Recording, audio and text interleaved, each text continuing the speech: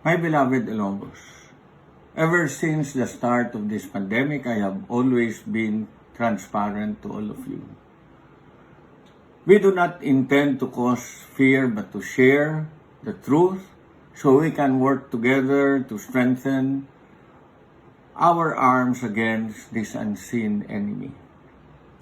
As of August 16, 280 are staying in the various quarantine facilities of Iloilo City, and 526 are in their homes isolated.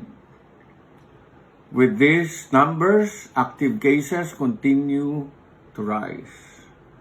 On August 20, a total of 10,973 active cases were reported in the region, while there have been 96,962 total or cumulative cases to date. In a much macro level, the country has recorded the highest one-day tally of confirmed cases this August 20 at 17,273. These numbers are alarming. In our beloved city, a little less than 75% of the target population is yet to be vaccinated, as most may still be hesitant about the vaccines. We must remember that these vaccines were vigorously studied and were approved by authorities to be used to effectively fight the virus. As the father of the city, I made sure to show my people that there is nothing to be afraid of when I submitted myself to receive the Sinovac vaccine and was fully vaccinated last May 21.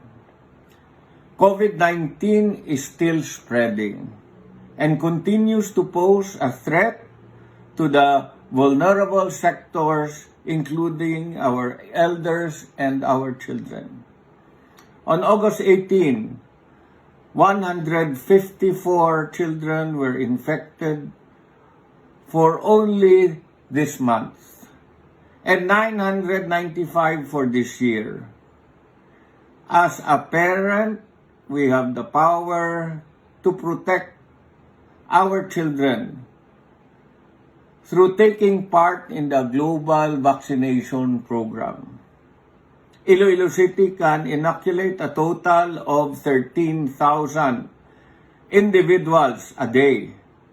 And we have also opened our vaccination program to everyone willing to be immunized every Thursday and had successfully inoculated a total of 9,740 residents coming from the different provinces during the day we commenced.